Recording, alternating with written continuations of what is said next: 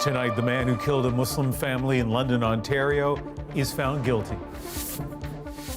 This verdict today means that we can finally exhale. The emotional scene at the court, the family's message, and the remaining question, was this terrorism? Loved ones gather in Israel to remember a Canadian killed in the Hamas attack. It's unbelievable to see so many people here and how important she was to everybody. Plus, confronted by protesters, called out by Israel's prime minister, at issue on Justin Trudeau's response to the war. This is The National with Ian Hannamansing. After just 6 hours of deliberations, guilty verdicts tonight for the man who carried out a horrific attack. An attack that killed 3 generations of a Muslim family in London, Ontario, and drew condemnation from across the country and around the world. 4 members of the Afzal family were murdered that day, targeted because of their faith while out on an evening walk. A 9-year-old boy, the only survivor. Today, the jury found Nathaniel Veltman guilty on 4 counts of first-degree murder and 1 count of attempted murder. Thomas Dagla was in court as those verdicts were announced. He describes the emotional scene inside and the wide-reaching reaction. More than 2 years after this family suffered a painful loss, the court has now provided them with a bittersweet victory. It is a recognition by the justice system that the perpetrator of these heinous crimes is indeed a murderer and a terrorist. Tabinda Bukhari lost her 15-year-old granddaughter Yumna and daughter Mediha, Mediha's mother-in-law Talat, and husband Salman. A young boy was also seriously injured. In June 2021, they were all enjoying a Sunday stroll in London, Ontario, when the family was run down by a pickup truck driven full throttle. Their loss and our pain will always remain palpable. There were gasps and sobs in the packed courtroom when Nathaniel Veltman was found guilty on 4 counts of first-degree murder and 1 count of attempted murder. It took the jurors less than 6 hours of deliberation to make up their minds. The evidence proved overwhelming, including Veltman's own admission to police captured on video. It was terrorism. I'm not gonna try to get a lighter sentence by saying it was just murder, not terrorism. Indeed, the Crown prosecuted the case as terrorism, alleging the avowed white nationalist aimed to strike fear among Muslims and inspire more attackers like him. Today's verdict is a monumental step in the fight against hate and Islamophobia. Ontario's premier said justice was served, and from the National Council of Canadian Muslims, we are relieved, while refusing to speak the killer's name. A man who was less than a man. My eyes and my heart are on our London family. The 12 jurors were not allowed to say publicly whether they agreed the murders amount to terrorism, and Veltman's lawyers insist that potent word has hardly been tested in Canadian courts. How likely are you to appeal? Well, as I say, it was a long and challenging trial, and there are many live issues here, so we need instructions from our client. Will you dispute that this was terrorism? Yes. Veltman was kept far from the cameras and driven right back into custody. He faces a life sentence and may yet be formally labeled a terrorist. So, Thomas, tell us about the process to determine whether this is terrorism. Superior Court Justice Renee Pomerantz is going to review all the evidence presented in court during the sentencing process, and it's going to be up to her and solely her to decide whether she announces in court that she deems that this attack constituted terrorism or not. There are going to be many people waiting and hoping that she says that. In the meantime, the family is asking for that sentencing hearing to be moved from Windsor 2 hours away to London, near the site of the attack where the family is located. And you can imagine those victim impact statements will be very emotional to hear, Ian.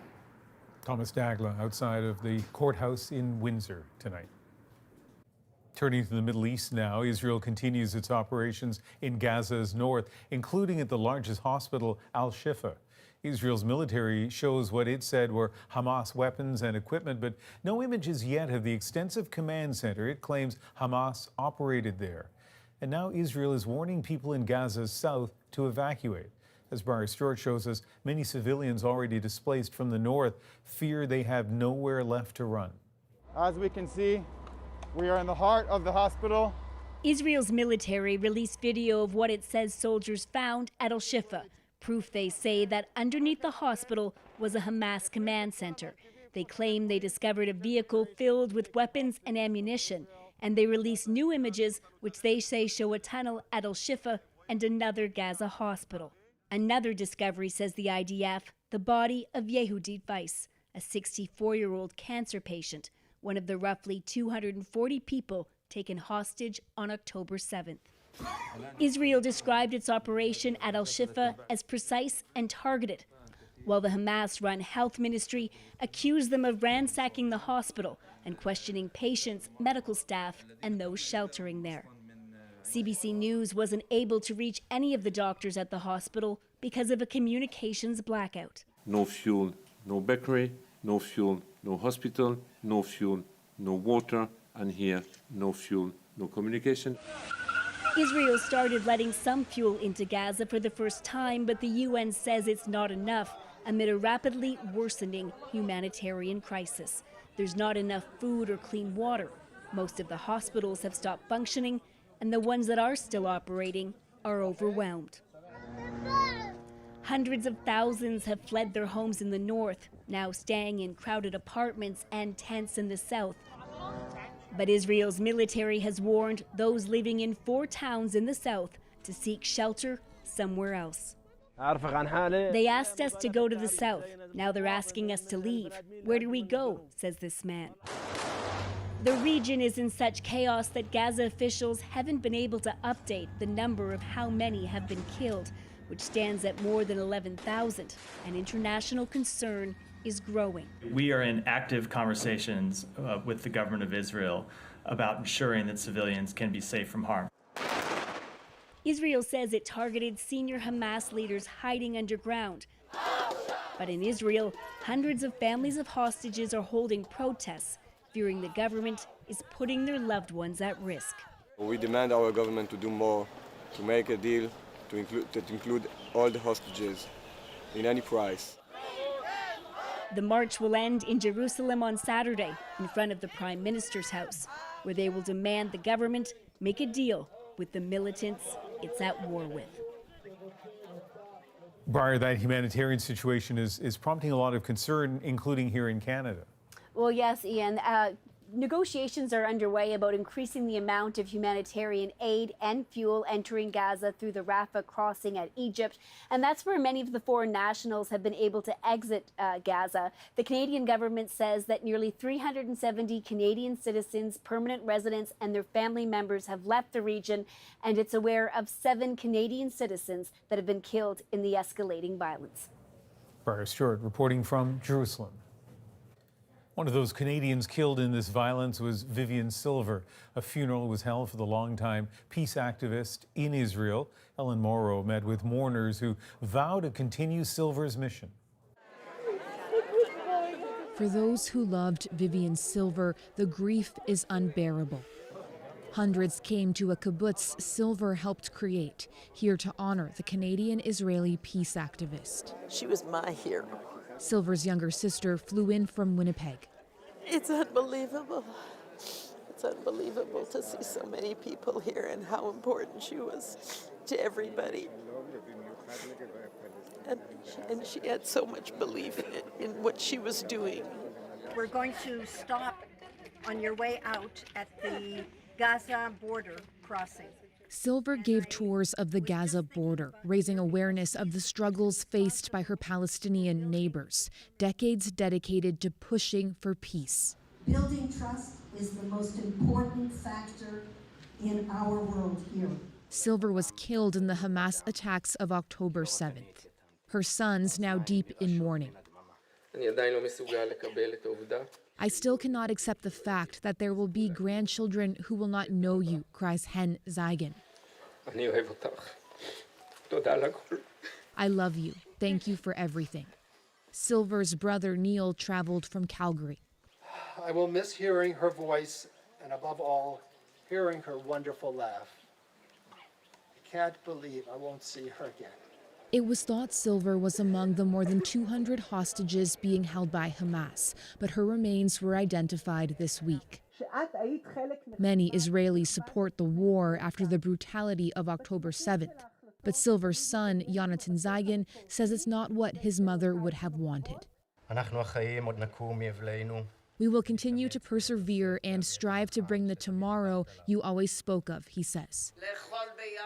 People here refusing to allow Silver's dream to die with her. Vivian is a special woman. Amira Zaidan worked alongside Silver on peace campaigns. It's not important to her if you're Arabic or if you're Jewish. We are the same. This is the way of Vivian. A song to end the service. The women with blue scarves, members of Silver's organization Women Wage Peace, founded after the last war in Gaza. For them, Silver's memory will be a blessing. Ellen Morrow, CBC News, Kibbutz, Gezer. Protesters calling for a ceasefire in Gaza briefly shut down morning rush hour traffic on Montreal's Jacques Cartier Bridge. Using park benches and picnic tables, they blocked the road. One protester said it was prompted by the concerns over the deaths and suffering in Gaza. Police say the bridge was reopened in just over an hour. Closing arguments are underway in a historic trial unfolding in Ottawa. A former senior RCMP intelligence official accused of leaking top-secret information. Catherine Tunney now with his unusual defense and why it's veiled in secrecy. Was this man leaking state secrets or working on a covert mission? That's what a jury will soon need to decide.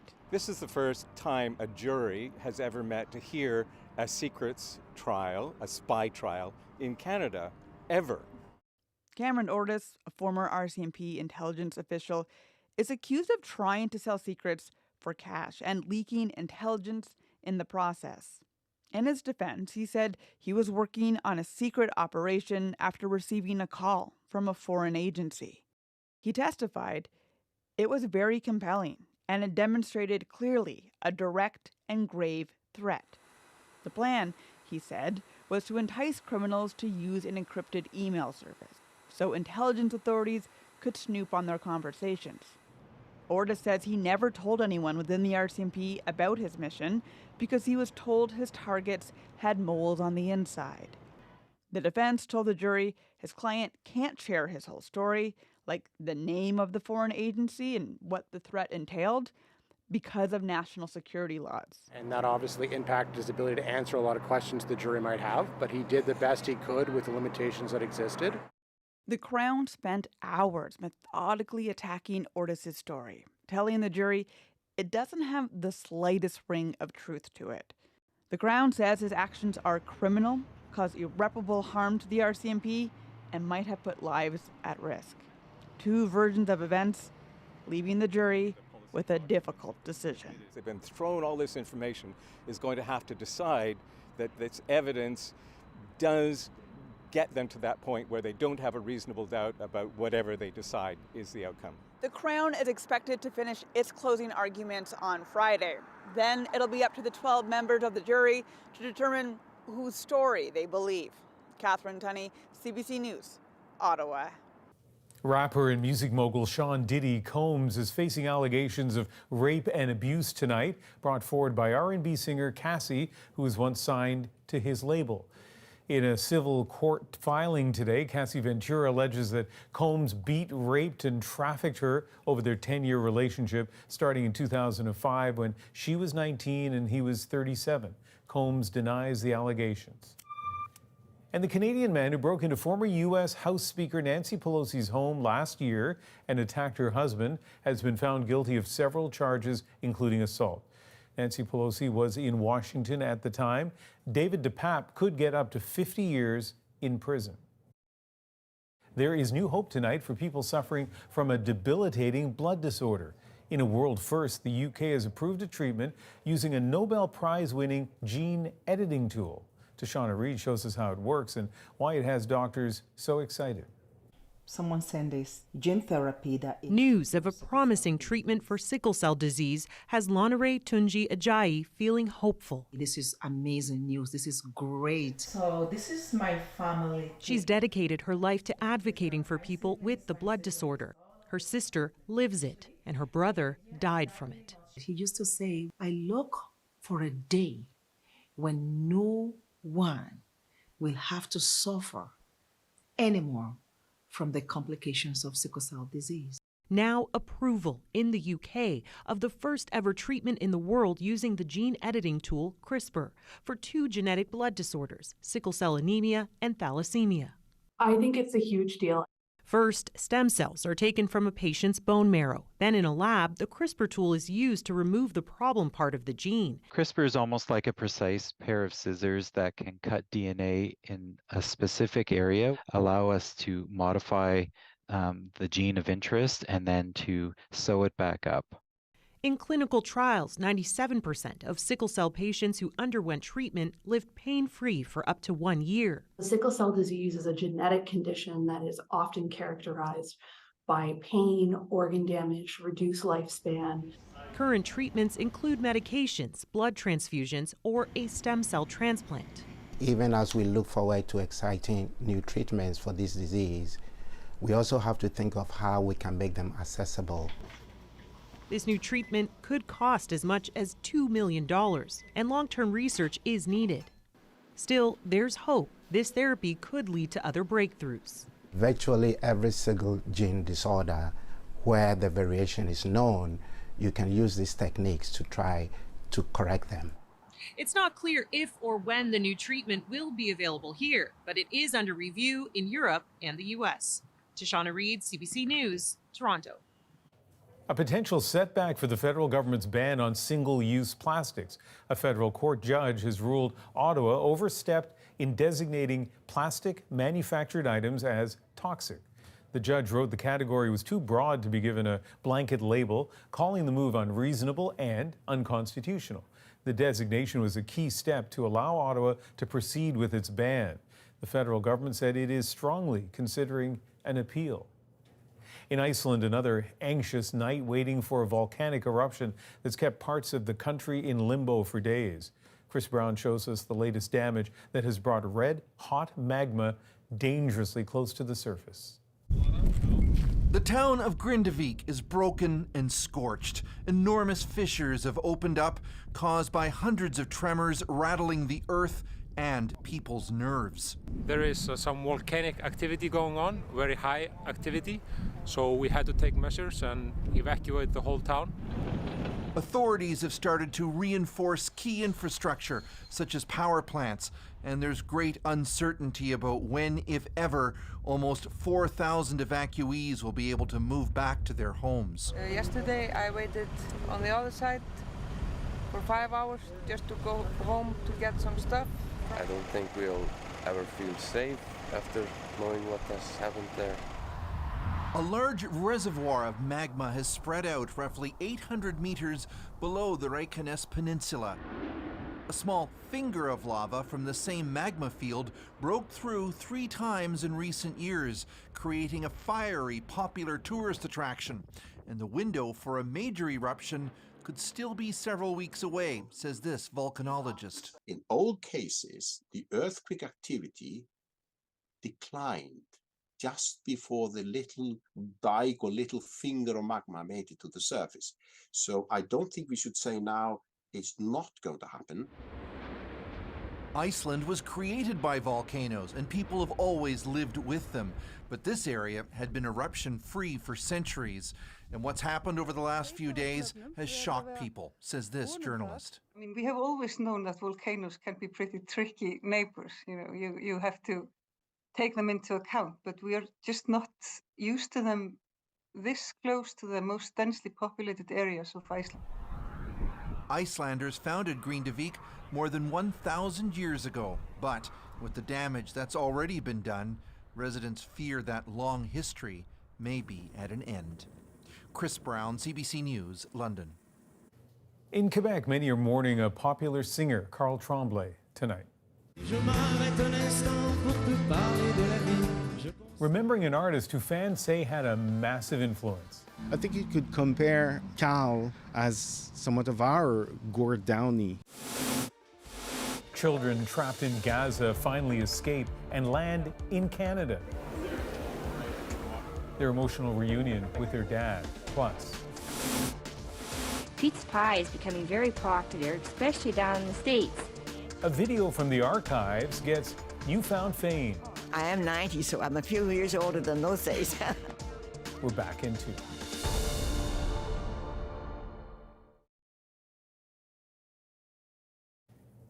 In Quebec tonight, many are mourning a renowned singer and storyteller. To generations of francophones, Karl Tremblay was more than a rock and roll frontman. As Sarah Levitt shows us, his music and lyrics captured everyday life. An impromptu gathering celebrating the life of a beloved Quebec rock star who spoke to millions. A sign of the impact lead cowboy fringant lead singer Karl Tremblay had on generations of francophones in Quebec and across the country. The folk rock band sang about everyday life, from climate change to the politics of separatism. Diagnosed with prostate cancer, bandmates announced Tremblay's death on Wednesday. I think you could compare Karl as somewhat of our Gord Downey.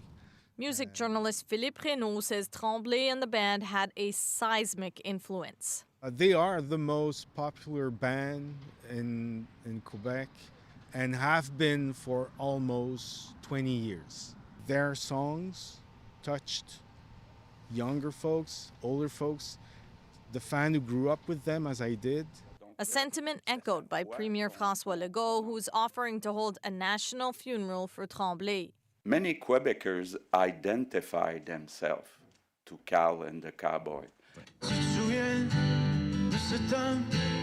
As radio stations across the province played one of the band's biggest hits all at the same time, flags in Montreal and Quebec City fly at half-mast, and a number of vigils are planned. This summer, weakened by treatments, Tremblay took to the stage in Quebec City to a crowd of 90,000. Put your head on my shoulders, the crowd sang in his stead as he caught his breath. A powerful moment that would turn out to be one of his last performances. Sarah Levitt, CBC News, Montreal. A father finally reunites with his children who he worried would die in Gaza. I'm very worried and fear that I'm going to lose them at any moment. Now they're back together here in Canada. And Rosie is here with that issue. Hi, Ian. Tonight we're going to talk about Justin Trudeau's comments on the conflict in the Middle East. I urge the government of Israel to exercise maximum restraint. How were those comments received and how is the government handling it? Chantal, Althea, and Andrew join me to talk about that and more.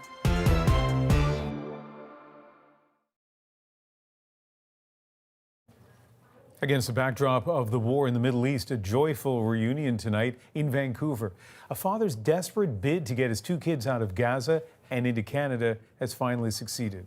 Yvette Brend was there when they finally reunited. For Mohammed Fayad, it's been a month of agony with his kids trapped in Gaza. Moments before finally seeing them, his emotions are overwhelming. I will be so happy. There's no word to describe how will be my feeling, yeah. They're safe in Canada. This is my son, my daughter. Almost 2 years ago, Fayad arrived here as a refugee. Since then, he's been working to bring his kids over too. They've been living with family in Gaza. When the war broke out after October the 7th, his mission became frantic. I am very concerned about their safety. And I am very worried and fear that I'm going to lose them at any moment. Last week, the news he'd been waiting for. I received a call from my daughter to say, no, now we are safe, we are in Egypt, and Canadian Embassy take care of us. And that time I feel like, oh my God, I start crying. The kids had crossed safely through the Rafah border checkpoint with a group of Canadians. 14-year-old daughter Kummer spoke to CBC News in Cairo. She says she's fine now because she's in a safe place, but not fine because she left her people behind. Back in Canada, Fayad could only wait until today. After the joy of this reunion, the challenge of adjusting to a new life outside the war zone. These children have both witnessed and experienced trauma, starting from whatever may have happened in their family of origin, with their separation from their father, as well as everything that they've been exposed to most recently. All right, guys, thank you so much. But for now, their father is happy to dream of a new life and new roots. Yvette Brand, CBC News, Vancouver. Now let's break down the news shaping our world. Rosie is here with that issue. At issue this week, Canada and the war in the Middle East. Ceasefire now! The Prime Minister confronted by angry protesters and called out by Israel's Prime Minister after these comments. Even wars have rules. All innocent life is equal in worth, Israeli and Palestinian. I urge the government of Israel to exercise maximum restraint. How is the government responding to the war, and how is it being received in this country and beyond? Hi there, I'm Rosemary Barton, here to break it down this week. Chantal Hébert, Andrew Coyne, and Althea Raj. Good to see you all. Chantal, I'll start with you. Did you think that the language that the Prime Minister used a couple of days ago was a shift, and was it a marked shift from perhaps what other leaders in the world are saying right now? In substance, if you only read the transcript, probably not. If you look at the tone, you would probably think that the Prime Minister was trying to be more forceful about his warning to Israel. He did not say the words ceasefire, but he seemed to be saying that Israel was being or overstepping in some way. He seemed to imply that. And it certainly was understood by many members of the Jewish community as a statement that seemed to point the finger at Israel and by definition to encourage the acts that we've seen in this country against Jewish communities. I think that's a really good point, Andrew, because actually we, in our newsroom, went and looked at some of the other world leaders' statements. Emmanuel Macron, for instance, said almost the same kind of language, but the tone was not the same. And it does seem as though that is perhaps what got people more exercised over what the Prime Minister said. Yeah, and there's a context in terms of previous statements that he and his ministers have made, which do not seem to be giving Israel much of the benefit of the doubt, and that sometimes do seem to give Hamas the benefit of the doubt, which I think sticks in the craw of a lot of people on this issue. It's also, what Joe Biden says will be received rather differently in Israel than what a Canadian Prime Minister says. Mr. Biden runs the world's largest superpower. He is Israel's chief benefactor in terms of arms supplies, et cetera. So people take seriously what he has to say. I think a lot of people in Israel will be saying, well, what exactly is the reason why the Prime Minister of Canada has to weigh in at this particular moment, other than perhaps for domestic political reasons? And yes, when you take the tone and as well as the content, it seems certainly to be essentially not just blaming Israel for the deaths that are taking place in Gaza, which you could just as easily, and perhaps with more justice, turn around and say Hamas could stop this war tomorrow if it chose to. But it also seemed to be suggesting, without evidence, that Israel was guilty of war crimes. I think a larger discussion perhaps is in order on this, but simply looking at the number of deaths is not in itself evidence of a war crime. You have to look at what, with each bombing raid, et cetera, was the military value of the raid, of the attack worth were they proportional, the number of deaths to the military value of the target? And people who have looked at this closely, not everyone's in agreement on this, but certainly some experts have been saying they do not see evidence of war crimes here. So for the Prime Minister to be rather loosely suggesting that, I don't blame, frankly, Israel and its supporters taking umbrage at that. And I noticed by the next day or yesterday, he was starting to walk it back. Althea, it does, though, point to how complicated it is for any world leader. I mean, certainly Joe Biden has more pressure than the Prime Minister here, but to the pressure that they are under to say the right thing, whatever that might be, to certain communities right now. There is no right thing because That's you right. can't That's say right. That's right. anything that will please either camp. And I don't view the Prime Minister's words as a message to Israel. I think it, and maybe I'm being a little cynical here, but I really do believe the message is directed at diaspora communities in this country. And really, this is about domestic politics and the fact that there is no real winning issue. And as the conflict stretches out and becomes longer and longer, and the death counts mount, and the fact that, like, this isn't World War II. There's 24-hour news cycles, and you have video footage of everything that is happening, and you have to maintain public attention and public support in a way that in past wars you probably didn't need to do that. You didn't need to do that. So it brings the conflict home in a way that we haven't felt in other issues. And so that's why the Liberals are struggling, and that's why their messaging is struggling. And I wouldn't be surprised to hear them actually called for a ceasefire with conditions as the weeks and months wear on. And it's not because they're giving Hamas the benefit of the doubt. They know that, it's not like these are two actual states fighting against one another, but the bar is higher on Israel because Hamas is a terrorist organization and they will do what they want to do. And Israel is a democracy that Canada feels is on the same level. And that's why it's a lopsided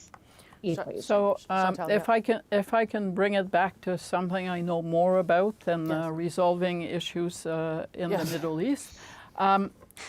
I think this week what we saw was the beginning of this conflict moving from the streets, which have been scenes for how it's playing out in this country, to the actual House of Commons and the dynamics in the House of Commons.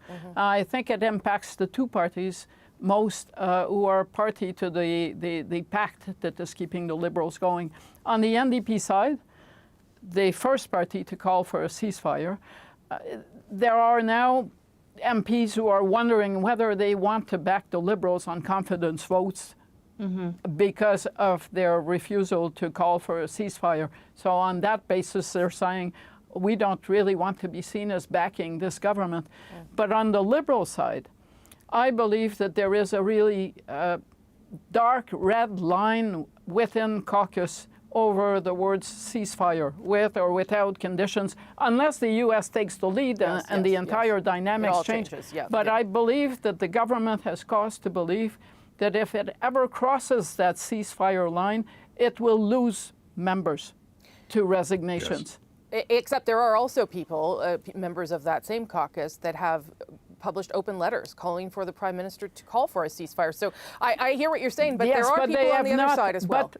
But they have not resigned. No, not yet. I totally believe that if Justin Trudeau single-handedly thinks he's going to go that extra step and say, we're calling for a ceasefire, that he's going to be handed some resignations from members of his government. But if the U.S., Andrew, does that, if that is where the world moves, then does that give him political cover in order to allow his caucus members to stick with him, the ones who may not like it? Oh, if it's a fait accompli, yes. But I think Chantal's right that in a way he's got some cover because we have two parties left of center in Canada. So the ones who are most strident in favor of ceasefire are to be found in the NDP. There are certainly Liberals who want a ceasefire as well. But you look, for example, at the British Labour Party, which has to cover much more of the left of center ground in one party, and they are experiencing resignations there from people who want a ceasefire. So this is roiling all of the left of center parties. There's trouble within the Democratic Party in the United States as well. The right seems a little more unified on this issue than the left is. Last word to you, Althea.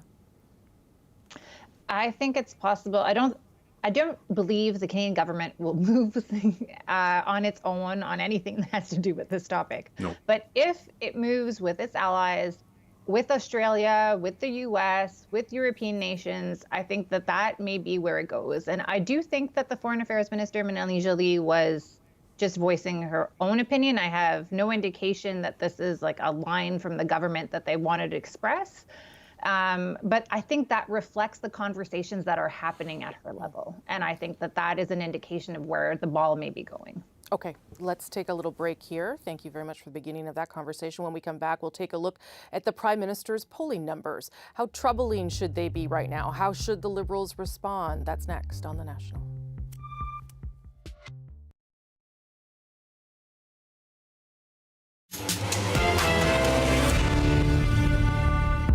After polls suggest Canadians aren't happy with the Liberal government, a new Leger poll shows almost 2 in 3 Canadians have a negative impression of the PM, and more than half of those polled think he should resign because they are, quote, tired of him. So what's been made of the PM's low polling, the government's low polling? How much of it is about what is happening in the world right now? Let's bring everybody back. Chantal, Andrew, and Althea. Althea, why don't you start us off on this? Obviously, this is not just one poll, this is a trend. And at what point do those numbers start to cause real concern for the Prime Minister and for Liberals, knowing that the election is not around the corner? Well, they hope the election is not around the corner. They sure one do. could say it is a minority government and things may not exactly work out as they plan. I don't get the sense that it's causing anxiety or deep anxiety around the people around the Prime Minister and the Prime Minister.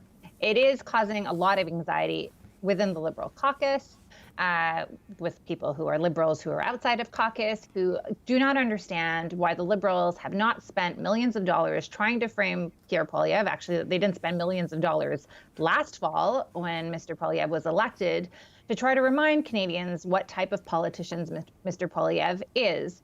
And they are still repeating these calls, and those calls are getting louder and louder. But the people around the Prime Minister suggest that he's got 2 years to go.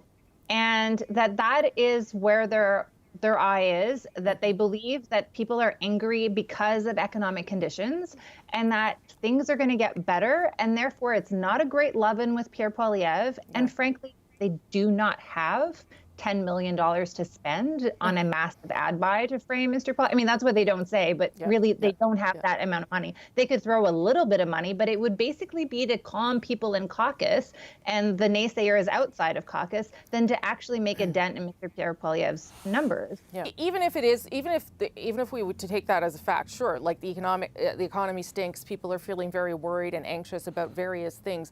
They are blaming one party, and that's the government, and that's what we're seeing in the polls, Andrew, and to some extent they are right to point the finger on some of these issues at the government.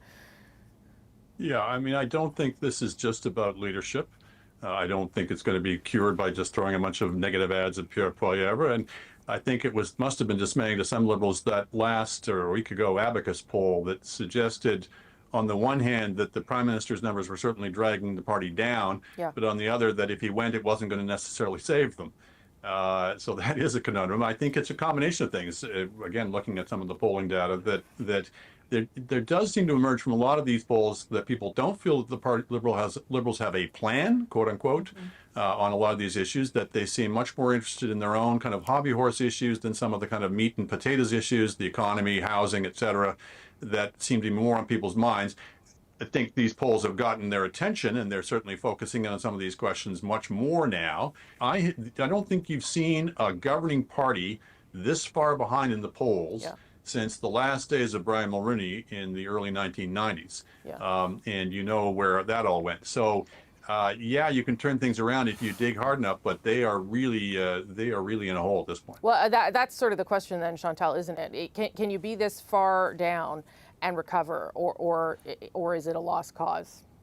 Well, first, it's worth noting that this is a really tough time to be in office. If you look at the approval numbers of comparable government leaders, Joe Biden, Emmanuel Macron, Rishi Sunak, or even in this country, Premiers Ford, Legault, who used to have fairly decent numbers and have been in decline. What you see is it's really not a good time to be in government just about anywhere. That being said, I understand the comparison with Brian Mulroney, and actually he had terrible polls for the last 2 years of his second term. But there are limitations to the comparison. Up to a point, even with the same bad numbers, Justin Trudeau is still in better shape. Why? Because Brian Mulroney's numbers were based on structural issues that could not be fixed. The birth of two parties that would take away the two pillars of his coalition, the Bloc Québécois and the Reform, and the fact that the anger was not general dissatisfaction, a bit of a fuzzy, they're not doing the right things, they're too much of this. It was based on actual policies, the GST, the Constitution. There is not one lightning rod that is so specific to what's happening to the Liberals. Chantal makes a good point, but I think you could flip it around. So there aren't big structural issues that are holding them down. There aren't big structural issues that are pushing them up either. Yeah, the Liberals have been in a secular decline for, 2 or 3 or 4 decades, if you really look at it. They've lost the popular vote in 5 of the last 6 elections. They were really in the tank before they sort of grabbed onto the savior figure of Justin Trudeau. Yeah. But they did so really to the exclusion of a much more searching discussion about what it means to be a Liberal Party, what's the case for a centrist party at a time when things are polarizing. And if the luster is off of Justin Trudeau, then, as it well and truly is, then all those issues come back to the fore of sort of much more existential questions of what is the reason for a Liberal Party. Yeah, although I feel like we just had this conversation with the Conservative Party after the last election, and I guess everyone has to do some self-examination at some point. Althea, and then Chantal, then I got to go. I think there are some structural issues, but the opportunities might be there for actually them to capitalize on current circumstances. The silver lining in that Abacus poll was that there are a lot of people who say they've parked their vote with the NDP who are willing to swing back to the Liberals would it look like Pierre Poilievre is going to win. Yeah. And if Donald Trump wins next year, then I think that's an indication that it would maybe be easier for the Liberals to make that crystallized case between the two extremes that they want to make. So obviously, how can we tell a few years down the line? But I think there are reasons for them to not be like at the bar drinking their heart out, trying to think about ways to end their lives, So it's not all doom and gloom. But there are other structural issues that we should talk about at length at another time. Yes, we will. The way fundraising works, like that has stretched people to be, that encourages people to be at the polar extremes, where I actually do not think the majority of Canadian voters are. Okay, Chantal, last word to you. Well, I'm guessing an existential question, if they want to go to that bar and think of how their life will end, is Justin Trudeau a one-off? And I'm picking up on what Andrew said. Yeah. Did the savior thing actually hide what is really a decline in progress? Their Liberal brand has disappeared or is in decline everywhere in this country, west of Atlantic Canada. Yeah. So you have to ask yourself, did they find, because of the magic of the name, a reprieve from reality? And once they won that majority, they decided they need not look at electoral reform, for instance, because they could still win without it.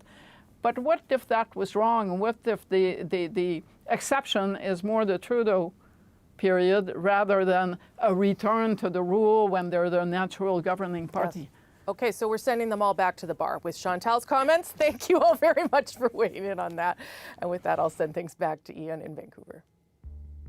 Always such smart analysis. Thanks, Rosie. Next, a recipe from the 1950s goes viral in 2023. Second topping, we'll use pepperoni. The men really go for this. The pizza pie tutorial captivating TikTok users in our moment.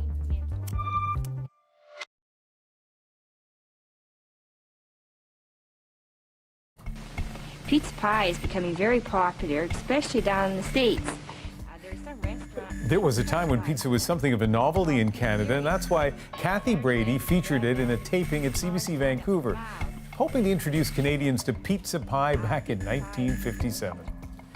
Now the video has gone viral. Brady is 90 years young. She sat down with our radio colleagues at BC Today. Her famous pizza pie presentation is our moment. Good afternoon. I'm Mrs. Brady. Today I'm going to make that popular Italian dish, pizza pie. That video has been making waves online. What was that like at the dinner table, Kathy, when you found out? I'm quite honored. Pizza pie is composed of 3 parts. First, there is the base, which is usually a biscuit or a yeast dough. The CBC, I guess, phoned. They had the film done. Yeah. And it was my idea to do the pizza because we didn't really have much here in Canada. Pizza pie is becoming very popular, especially down in the States. There are some restaurants that even specialize in it. These are called pizzerias. People were talking about it and going to make it at home because you couldn't buy it in a store or a restaurant. And this is an Italian herb, oregano, or some people pronounce it oregano. It seems to me that I have a bit of an accent, but I don't really have an accent. Second topping, we'll use pepperoni. The men really go for this. Just use your imagination and go to town on your toppings. Serve this with lots of good black coffee and you'll be a popular hostess. And I'm sure you'll all become real pizza fans soon.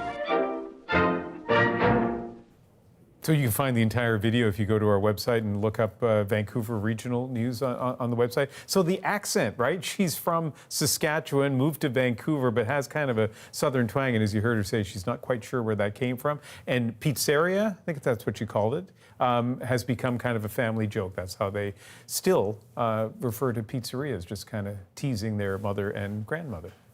Thank you for being with us. You can watch anywhere, anytime on the free CBC News app and subscribe to the National's YouTube channel. I'm Ian Hanamansi. See you tomorrow night.